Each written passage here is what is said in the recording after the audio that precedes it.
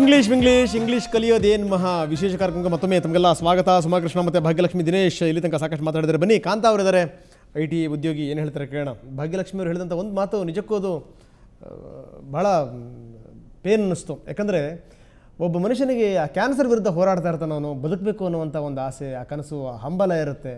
ಆದರೆ ಏನಾಗ್ತಾ ಇದೆ ಅನ್ನೋದು ಹೇಳ್ಕೊಳ್ಳೋಕ್ಕೂ ಶಕ್ತಿ ಇಲ್ಲ ಅಂತಂತಂದರೆ ನೋಡಿ, ಭಾಷೆ ಅನ್ನುವಂಥದ್ದು ಎಂಥ ಒಂದು ದೊಡ್ಡ ಕಂದಕವನ್ನು, ಒಂದು ಅಂತರವನ್ನು ಸೃಷ್ಟಿ ಮಾಡಿಬಿಡುತ್ತೆ ಅನ್ನುವಂಥದ್ದು. ಬನ್ನಿ, ಇದ್ರ ಬಗ್ಗೆ ಕಾಂತ ಏನು ಹೇಳ್ತಾರೆ ಕೇಳೋಣ. ಮೇಡಮ್, ಏನಂತಿರ್ತಾವೆ? ಇಂಗ್ಲೀಷ್ ಬಂದಿದ್ದೆ ಭಾರತಕ್ಕೆ ಬ್ರಿಟಿಷರು ಕೊಟ್ಟ ಒಂದು ಇಂಗ್ಲೀಷ್ ಮತ್ತು ಕ್ರಿಕೆಟ್ ಎರಡು ಕೊಟ್ಟ ಒಂದು ಕಾಣಿಕೆ ಅನ್ಕೊತೀನಿ ನಾನು. ಅದಕ್ಕಿಂತ ಮುಂಚೆ ಸಂಸ್ಕೃತ, ದ್ರಾವಿಡಿಯನ್, ಆಮೇಲೆ ನಮಗೆ ಇದ್ದಿದ್ದು ಹಿಂದಿ. ಇಂಗ್ಲೀಷ್ ಬಂದಮೇಲೆ ನೆಕ್ಸ್ಟ್ ಬರೋದು ಬೆಂಗಳೂರು ಸಿಟಿ, ಸಿಲಿಕಾನ್ ಸಿಟಿ ಆಗಿದ್ದು IT-ಇಂದ. ಸೊ 1991 ಸಿಲಿಕಾನ್ ಸಿಟಿ ಆಗಿದ್ದು IT-ಇಂದ, ಬೆಂಗಳೂರಲ್ಲಿದ್ದವ್ರು ಸಿಲ್ಲಿ ಆಗೋದು ಇಂಗ್ಲೀಷ್ ಗೊತ್ತಿಲ್ಲದೇ ಇರೋದ್ರಿಂದ. ಇಲ್ಲಿ ಕೇಳಿ, ಎಂಥ ದುರಂತ ನೋಡಿ. 1991 ಗ್ಲೋಬಲೈಸೇಷನ್, ಲಿಬ್ರಲೈಸೇಷನ್ ಆ್ಯಂಡ್ ಪ್ರೈವೇಟೈಸೇಷನ್ ಆದಮೇಲೆ IT ಬಂತು. IT ಬಂದಮೇಲೆ ದೇಶದಂಥ ಎಲ್ಲ ಇಂಜಿನಿಯರ್ಸ್ಗಳು ಇಂಜಿನಿಯರಿಂಗ್ ಮುಗಿದ ತಕ್ಷಣ ಮೊದಲು ಹತ್ತೋದೇ ಬೆಂಗಳೂರು ಬಸ್ಸು. ಆ ಥರ ನಾನು ಒಬ್ಬಳು ಇಂಜಿನಿಯರಿಂಗ್ ಮುಗಿದ ತಕ್ಷಣ ಬಂದೆವು ಗುಲ್ಬರ್ಗಾದಿಂದ. ನಾನು ಮೂಲತಃ ಬಿಜಾಪುರದವಳು, ಗ್ರಾಮೀಣದಲ್ಲಿ ಓದ್ದವಳು, ಕನ್ನಡ ಮೀಡಿಯಮ್ದವಳು ಓದ್ದವಳು. ಬಂದು 11 ದಿನ ರಾಮಕೃಷ್ಣ ಲಾಡ್ಜಲ್ಲಿ ತಂದೆ ಜೊತೆ ಇದ್ದು, ಆಮೇಲೆ PG ಹುಡುಕಿ ಒಂದು ಪೇಯಿಂಗ್ ಗೆಸ್ಟಲ್ಲಿ ಇದ್ವಿ. ಅಲ್ಲಿ ಏನು ಮುಜುಗರ ಅಂದರೆ, ನಾನು ಒಂದು ಪಕ್ಕದಲ್ಲಿ ಬೆಡ್ ಅವಳು ಇರೋದು ಸೌದಿ ಅರೇಬಿಯಾದವಳು, ಇನ್ನೊಬ್ಳು ಬಾಂಬೆದವಳು. ನನಗೆ ಇಂಗ್ಲೀಷ್ ಅರಬ್ಬಿ ಕಲಿಬೇಕಾಗಿತ್ತು ಅಷ್ಟೇ, ಬೇರೆ ಮಾರ್ಗ. ನನಗೆ ಇಂಗ್ಲೀಷ್ ಒಂದು ಚೂರು ಬರ್ತಿರ್ಲಿಲ್ಲ. ಅಂದರೆ ನಾವು ಏನು ವೈವ ಟೆಕ್ಸ್ಟ್ ಬುಕ್ ವರ್ಮ್ಸ್ ನಾವೆಲ್ಲ ಮಾತಾಡೋದು. ನಮಗೆ ಅಲ್ಲೆಲ್ಲ ನಾವು ಅಲ್ಲಿ ಗುಲ್ಬರ್ಗ, ಬಿಜಾಪುರ ಕಡೆ ಇಂಗ್ಲೀಷಲ್ಲಿ ಮಾತಾಡಿದರೆ ಒಂಥರ ಸ್ಟೈಲ್ ಮಾಡ್ತಿದ್ದಾಳೆ, ಆವಾಗ ಸ್ಟೈಲಲ್ಲಿ ಮಾತಾಡ್ತಿದ್ದಾಳೆ ಅಂತ ಹೇಳ್ತಿದ್ರು. ಹಾಗಾಗಿ ನಮಗೆ ಮಾತಾಡೋಕ್ಕೆ ಬರ್ತಿರ್ಲಿಲ್ಲ. ಇದು ಯಾರ್ದು ಅಂತ ಕೇಳೋಕ್ಕೂ ಒಂದು ನನಗೆ ಪ್ರಶ್ನೆ. ಎಲ್ಲಿ ಇಂಟ್ರ್ವ್ಯೂಗೆ ಹೋದ್ರು ಎಲ್ಲ ರಿಟರ್ನ್ ಎಕ್ಸಾಮ್ದಲ್ಲಿ ಪಾಸ್ ಆಗ್ತಿದೆ, ಬಟ್ ಇಂಟ್ರ್ವ್ಯೂವಲ್ಲಿ ಫೇಲ್ ಆಗ್ತಿದ್ದೆ ನಾನು. ಅಷ್ಟು ಪುವರ್ ಇದೆ ನನಗೆ. ಏನಂದರೆ, ನಿನಗೆ ಫಸ್ಟ್ ITI ಸೆಕ್ಟರಲ್ಲೇ ನೋಡೋದು ಕಮ್ಯುನಿಕೇಷನ್ ಸ್ಕಿಲ್ಲು ಮತ್ತು ಆ್ಯಟಿಟ್ಯೂಡು, ದೆನ್ ಟೆಕ್ನಿಕಲ್ ಸ್ಕಿಲ್ ಬರುತ್ತೆ. ಕಮ್ಯುನಿಕೇಷನ್ ಸ್ಕಿಲ್ ಇಲ್ದಿದ್ರೆ ತುಂಬಾ ಕಷ್ಟ.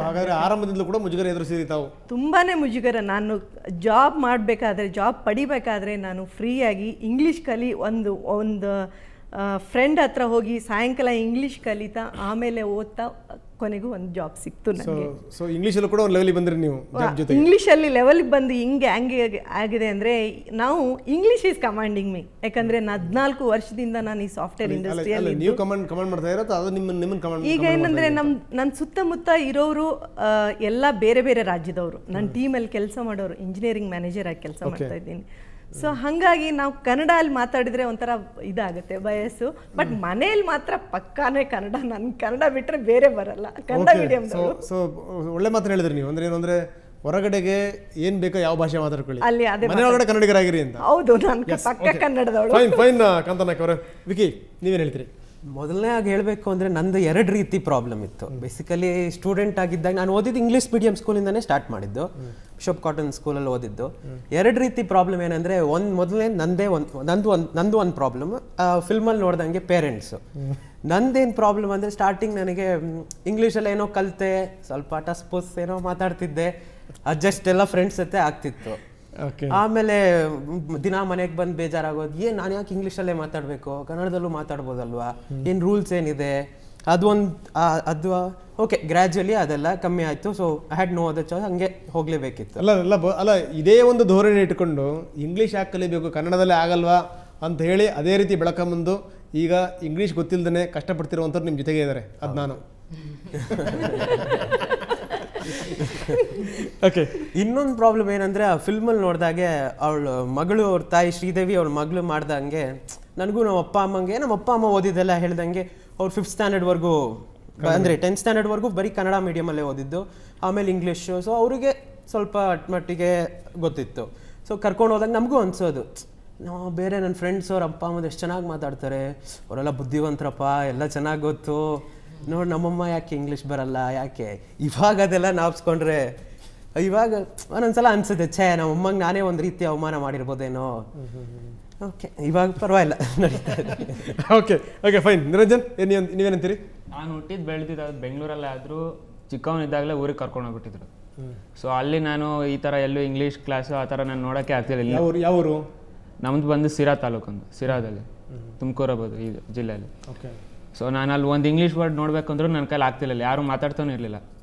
ಸೊ ನಾನು ಹುಟ್ಟಿದ 1ರಿಂದ 10ನೇ ತರಗತಿವರೆಗೂ ಕನ್ನಡ ಮೀಡಿಯಮಲ್ಲೇ ಓದಿದ್ದು. ಆಮೇಲೆ ನೆಕ್ಸ್ಟು ನಾನು ಡಿಪ್ಲೊಮಾಗೆ ಜಾಯ್ನ್ ಆಗಿದ್ದೆ. ನೆಕ್ಸ್ಟು ಆಮೇಲೆ ಅಲ್ಲೋದಾಗ ಹೇಳಿದ್ರು, ನಿನಗೆ ಇಂಗ್ಲೀಷ್ ಗೊತ್ತಾ ನಿಂಗೆ ಅಂತ ಹೇಳಿದ್ರು. ಗೊತ್ತಿಲ್ಲ ಸರ್, ನನಗೆ ಅಷ್ಟೊಂದು ವರ್ಡ್ಸ್ ನನಗೆ ಇದು ಗೊತ್ತಿರಲ್ಲ ಅಂದೆ. ಸೊ ಅದಕ್ಕೆ ನೀನು ಇಂಗ್ಲೀಷ್ ಕಲೀಲೇಬೇಕಪ್ಪ, ಇಲ್ಲಾಂದರೆ ನೀನು ಎಕ್ಸಾಮಲ್ಲೆಲ್ಲ ಅರ್ಥ ಅಂದರೆ ಪಾಸ್ ಆಗೋಕ್ಕಾಗೋದಿಲ್ಲ, ಮತ್ತು ಕ್ಲಾಸಲ್ಲಿ ಇದನ್ನು ಏನೇನು ಇದು ಹೇಳ್ಕೊಡ್ತಾರೋ ಅದೆಲ್ಲ ಅರ್ಥ ಆಗೋಲ್ಲ, ಇಲ್ಲೆಲ್ಲ ಟೀಚಿಂಗ್ ಎಲ್ಲ ಇಂಗ್ಲೀಷಲ್ಲೇ ಇರುತ್ತೆ. ಸೊ ಯಾವ್ದಾದ್ರು ಇಂಗ್ಲೀಷ್ ಕ್ಲಾಸಿಗೆ ಸೇರ್ಕೊಂಡ್ರು. ಸೊ ನೆಕ್ಸ್ಟ್ ನನಗೆ ಇದು ಮೈಂಡಿಗೆ ಉಳಿದಿದ್ದಂದ್ರೇ ಪ್ರಕೃತಿ ಸರ್ದು ಇಂಗ್ಲೀಷ್ ಕ್ಲಾಸು.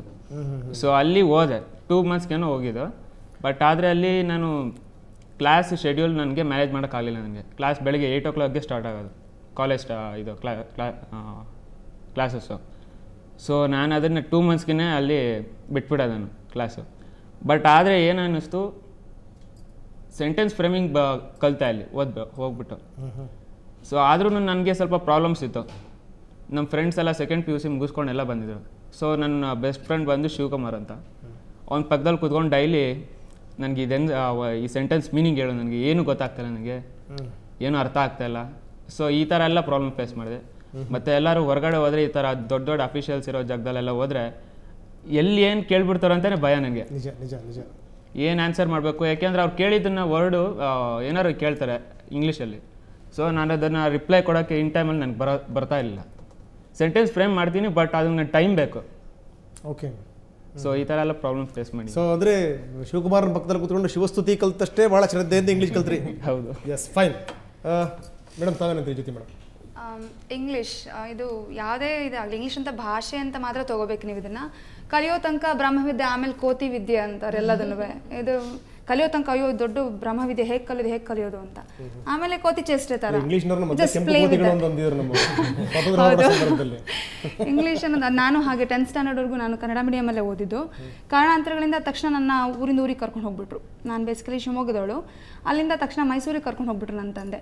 ಅಲ್ಲಿ ಇಂಗ್ಲೀಷ್ ಮೀಡಿಯಂ ಕಾಲೇಜಿಗೆ ಸೇರಿಸಿದ್ರು. ನನಗೇನು ಬರೆದು ಖಂಡಿತ ಏನು ಬರೆದು ಅಂದರೆ ಏನು, ಇಂಗ್ಲೀಷ್ ಅನ್ನೋದು ಒಂದು ಸಬ್ಜೆಕ್ಟ್ 10thಲ್ಲಿ ಅಷ್ಟೇ ನನಗೆ ಗೊತ್ತು. ಅದರಲ್ಲಿ ಪಾಸ್ ಆಗೋದಂದ್ರೆ ದೊಡ್ಡ ಕಷ್ಟ ನಮಗೆ. ಯಾಕಂದರೆ ಬಾಕಿ ಸಬ್ಜೆಕ್ಟ್ಸ್ಗಳಲ್ಲಿ ಪ್ರವೀಣರು ನಾವು ಕನ್ನಡದಲ್ಲಿದೆ, ಯಾಕೆಂದ್ರೆ ನಮ್ಮ ಆಡು ಭಾಷೆ ನಮಗೆ ಬರುತ್ತೆ, ಅದನ್ನ ಅರ್ಥೈಸ್ಕೊಳ್ಳೋ ಕೆಪಾಸಿಟಿ ಇದೆ ನಮಗೆ. ಇಂಗ್ಲೀಷ್ ಅಂತಂದರೆ ಅದು ಏನೋ ನಮಗೆ ಆಗದೆ ಇರೋದು. ಎಲ್ಲ ಸಬ್ಜೆಕ್ಟನ್ನು ನೀನು ಇಂಗ್ಲೀಷಲ್ಲಿ ಕಲಿ ಅಂತಂದರೆ ಖಂಡಿತ ಅದು ಕಾನ್ವೆಂಟ್ ಎಲ್ಲ ಸಿಸ್ಟರ್ಸ್ ಬಂದ್ಬಿಟ್ಟು ಪಾಠ ಮಾಡ್ತಿದ್ರು. ತಳಬಿಡ ಅರ್ಥ ಆಗ್ತಿರ್ಲಿಲ್ಲ. ಅದನ್ನು ಕಷ್ಟಪಟ್ಟು ಓದಿ ಅದನ್ನು ಡೈಜೆಸ್ಟ್ ಮಾಡಿಕೊಂಡು ಅದನ್ನು ಎಕ್ಸಾಮಲ್ಲಿ ಬರೆದು ಮಾಡೋಷ್ಟೊತ್ತಿಗೆ ನಾನು ತಕ್ಕಮಟ್ಟಿಗೆ ಚೆನ್ನಾಗೇ ಓದ್ತಿದ್ದೆ 10th ಸ್ಟ್ಯಾಂಡರ್ಡ್ವರೆಗೂ. ಆಮೇಲೆ ನೋಡಿದ್ರೆ ಎಲ್ಲ ಪಾಸ್ ಮಾಡೋದೇ ಕಷ್ಟ ಆಗ್ತಿತ್ತು. ಆದರೆ ಅಕೌಂಟೆನ್ಸಿ ಮಾತ್ರ ಚೆನ್ನಾಗಿ ಮಾಡ್ತಿದ್ದೆ. ಯಾಕೆ? ಅದಕ್ಕೆ ಲ್ಯಾಂಗ್ವೇಜ್ ಇಲ್ಲ. ಯಾಕೆಂದರೆ ಅದನ್ನು ಗಣಿತ ಕನ್ನಡದಲ್ಲೂ ಅದೇ ರೀತಿ ಬರೀತೀಯಾ, ಯಾವುದೇ ಲ್ಯಾಂಗ್ವೇಜ್ ಆದರೂ ಭಾಷೆ ಅಂತ ಮಾತ್ರ ತೊಗೋಬೇಕು ಅದನ್ನು. ಸೊ ಪ್ರೊಫೆಷ್ನಲಿ ತೊಗೊಂಡ್ರೆ ನಾನಿವಾಗ ಟೀಚರು. ನನಗೆ ಹೇಗೆ ಇವ್ರು ಹೇಳಿದ್ರು, ಪೇರೆಂಟ್ಸ್ ಟೀಚರ್ ಮೀಟಿಂಗಲ್ಲಿ ಟೀಚರ್ಸ್ನ ಫೇಸ್ ಮಾಡೋಕ್ಕೆ ಒಂಥರ ಹೆಸಿಟೇಟ್ ಆಗುತ್ತೆ, ಮಾತಾಡೋಕ್ಕೆ ಬರಲ್ಲ, ಕಷ್ಟ ಆಗುತ್ತೆ ಅಂತ. ನಾನು ಎಲ್ಲ ಪೋಷಕರಿಗೂ ಹೇಳ್ಕೊಳ್ಳೋದು ಒಂದೇ ಇದು ರಿಕ್ವೆಸ್ಟ್, ಖಂಡಿತ ನಿಮಗೆ ಭಾಷೆ ಬರಲ್ಲ ಅಂತ ಅಂದ್ಬಿಟ್ಟು ಪೇರೆಂಟ್ಸ್ ಟೀಚರ್ ಮೀಟಿಂಗಿಗೆ ಗಂಡ ಅಥವಾ ಹೆಂಡತಿ ಅಫ್ಕೋರ್ಸ್ ಎಲ್ಲ ಫ್ಯಾಮಿಲಿನಲ್ಲೂ ಯಾರಾದರೂ ಒಬ್ಬರಾದರೂ ಖಂಡಿತ ಚೆನ್ನಾಗಿ ಓದಿರೋರಾಗಿರ್ತಾರೆ ನನಗೆ ಗೊತ್ತಿರೋ ಪ್ರಕಾರ. ಸೊ ಅಟ್ಲೀಸ್ಟ್ ಇಂಗ್ಲೀಷ್ ಎಲ್ಲ ಫ್ಯಾಮಿಲಿ ಹಂಗಿಲ್ಲ ಇಲ್ಲ, ನನ್ಗೆ ಅಟ್ಲೀಸ್ಟ್ 1%ವರೆಗೂ ಇಬ್ಬರಲ್ಲಿ ಒಬ್ಬರಾದ್ರೂ ತಕ್ಕ ಮಟ್ಟಿಗೆ ಇಂಗ್ಲೀಷಲ್ಲಿ ಮ್ಯಾನೇಜ್ ಮಾಡೋಂಥರಾಗಿರ್ತಾರೆ. So they will push them. ಅಥವಾ ಅಪ್ಪ ಅಥವಾ ನನಗೆ ಬಹಳ ಬಹಳ ಆಶ್ಚರ್ಯ ಆಗ್ತಿರೋದು, ಬಹಳ ಬೇಸರ ಸಂಗತಿ ಅಂತಂದ್ರೆ ನಿಮ್ಮ ಮಕ್ಕಳ ಕಥೆ ಕೇಳಕ್ ನೀವು ತಂದೆ ತಾಯಿಗಳದ್ದು ವಿದ್ಯಾಭ್ಯಾಸ ಯಾಕೆ ಕಲಿತೀರಿ ಅನ್ನೋದು ಬಹಳ ಸಮಾಜಕ್ಕೆ ಆಯ್ತು, ಸಮಾಜದ ಪ್ರಕಾರ ತಗೊಳ್ತೀನಿ. ಯಾಕಂದ್ರೆ we have to go with the flow ಅನ್ನೋ ಹಾಗೆ. ಸಮಾಜದಲ್ಲಿ ಇವಾಗ ನಾನು ಆಸ್ ಎ ತಾಯಿಯಾಗಿ ನನ್ನ ಮಗನಿಗೆ ಅಥವಾ ಮಗಳಿಗೆ ನಾನು ಏನಾದರೂ ಹೇಳ್ಕೊಡ್ಬೇಕಂದ್ರೆ ಅದ್ರಲ್ಲಿ ತಕ್ಕ ಮಟ್ಟಿಗೆ ನನಗೂ ಸ್ವಲ್ಪ ತಿಳಿದಿರಬೇಕು ಜ್ಞಾನ. ಇಲ್ಲಾಂದ್ರೆ ನಾನು ಹೇಗೆ ಹೇಳ್ಕೊಡ್ಲಿ ಮಗುಗೆ? ಸೊ ತಾಯಿ ಅಥವಾ ತಂದೆ ಇಬ್ಬರಲ್ಲಿ ಒಬ್ಬರಿಗೆ ತಕ್ಕ ಮಟ್ಟಿಗೆ ಅದ್ರ ಬಗ್ಗೆ ವಿಷಯ ಗೊತ್ತಿರಬೇಕು. ಬಹಳಷ್ಟು ವರ್ಷಗಳ ಹಿಂದೆ ಏನಾದರೂ ಅಳವಡಿಸ್ಬಿಟ್ಟಿದ್ರೆ ಖಂಡಿತ ಇವಾಗಲೂ ಐನ್ಸ್ಟೀನ್ ಆಗಲಿ ಪಾಪ ಅವರ ಅಪ್ಪ ಅಮ್ಮಗಳೆಲ್ಲ ಅವರೆಲ್ಲ ಏನು ಭಾಷೆ ತಿಳಿದಿದ್ದವರ? ಭಾಷೆ ಇಂಪಾರ್ಟೆಂಟ್ ಅಲ್ವೇ ಅಲ್ಲ. ನಿಮಗೆ ಏನು ವಿದ್ಯಾರ್ಹತೆ ಇದೆ ನಿಮ್ಮಲ್ಲಿ, ಆಲ್ ಆರ್ ಯುನಿಕ್. ಅವ್ರದ್ದೇ ಆದ ಸ್ವಂತವಾದ ಇದಿರುತ್ತೆ. ಅದು ನಿನ್ನ ಭಾಷೆ ಮೂಲಕ ವ್ಯಕ್ತಪಡಿಸಬೇಕು ಅನ್ನೋದೇನು ಇಲ್ಲ ಅಂತ. ಎಸ್ ಮೇಡಮ್, ನಾನು ಮತ್ತಷ್ಟು ನಿಮ್ಮ ಜೊತೆ ನಾನು ಚರ್ಚೆ ಮಾಡ್ತೀನಿ. ಪ್ರಕೃತಿಯವ್ರಿಗೆ ಒಂದು ಪ್ರಶ್ನೆ ಕೇಳಿ ನಾನು ಬ್ರೇಕ್ ತಗೊಳ್ತೀನಿ. ಏನು ಅಂತಂದರೆ, ಎಲ್ಲವೂ ಕೂಡ ಪ್ರಕೃತಿದತ್ತವಾಗಿ ಪ್ರಕೃತಿಯವರ. ಸೊ ಇಂಗ್ಲೀಷ್ ಕಲ್ತಿರೋರು ಪ್ರಕೃತಿ ಬನವಾಸಿಯವರ ಅಂತ ನಾನು ಇಂಗ್ಲೀಷ್ ಕಲ್ತಿದ್ದೆ ಯಾವಾಗ ಅಂತ ಎಲ್ಲ ಹಂಗಲ್ಲ ನೋಡಿ, ಯಾರು ಕಲ್ತ್ರು ಪ್ರಕೃತಿ ಕಡೆ ಒಂದ್ ಕಡೆ ತೋರಿಸ್ತಾರೆ ಅಂತಂದ್ರೆ ನಿಮ್ಮ ಕಡೆಗೆ ನೀವು ಸರಿ ಹೇಳ್ತೀರಾ. ಎಲ್ಲದೂ ನೇಚರ್ ನಿಂದು. ಹಾ ಕರೆಕ್ಟ್. ಆದ್ರೆ ಇಂಗ್ಲಿಷ್ ಕಲ್ತಿರೋರು ಮಾತ್ರ ಈ ನೇಚರ್ದು ಅಂತ ಬಹಳಷ್ಟು ಜನಗಳು. ಇಲ್ಲ, ಎಷ್ಟೋ ಜನ ಬಂದಿದ್ದಾರೆ, ಆದರೆ ಎಷ್ಟೋ ಸಾವಿರಾರು ಕ್ಲಾಸಸ್ ಇದೆ. ಕರೆಕ್ಟ್, ಬರೀ ನಂದು ಅಂತಲ್ಲ, ಸಾವಿರಾರು ಕ್ಲಾಸಸ್ ಇದೆ. ಎಲ್ಲ ಕಡೆನೂ ಎಲ್ಲರೂ ಯಾವುದೋ ಒಂದು ಮೆಥಡಿಂದ ಪಾಠ ಮಾಡ್ತಿರ್ತಾರೆ. ಅವ್ರಿಗೂ ಏನೋ ಒಂದು ಧಕ್ಕೆ ಆಗಿರುತ್ತೆ, ಅದರಿಂದ ಅವ್ರು ಎದ್ದು ಬಂದಿರ್ತಾರೆ. ಅವರು ಬೇರೆಯವರು ಧಕ್ಕೆ ನೋಡಿಕೊಂಡು ಅದನ್ನು ಒಂದು ಸೊಲ್ಯೂಷನ್ ಕೊಡಬೇಕು ಅನ್ನೋ ಒಂದು ಒಳ್ಳೆ ಮನಸ್ಸಿನಿಂದ ಬಂದಿರ್ತಾರೆ. ಮೆಥಡು ಇರುತ್ತೆ, ಹೇಳ್ಕೊಡ್ತಾರೆ. ಎಸ್, ನಾನು ಮತ್ತೆ ಬ್ರೇಕ್ ನಂತರ ನಿಮ್ಮಿಂದಲೇ ನಾನು ಆರಂಭ ಮಾಡ್ತೀನಿ. ಒಂದು ಸಣ್ಣ ವಿರಾಮ ತಗೊಳ್ಳೋಣ. ಅದಕ್ಕಿಂತ ಮೊದಲು ಒಂದು ಟಿಪ್ ನೋಡಿದ ವಿರಾಮ. ನಿಮ್ಗೆ ಗೊತ್ತಿರುವ ಇಂಗ್ಲಿಷನ್ನ ಮೊದಲು ಧೈರ್ಯವಾಗಿ ಮಾತನಾಡಿ. ನೀವು ಮೊದಲು ಹೆದರದೆ ಮಾತನಾಡಿದ್ರೆ ಮಾತ್ರ ನೀವು ಚೆನ್ನಾಗಿ ಮಾತನಾಡಲು ಸಾಧ್ಯ.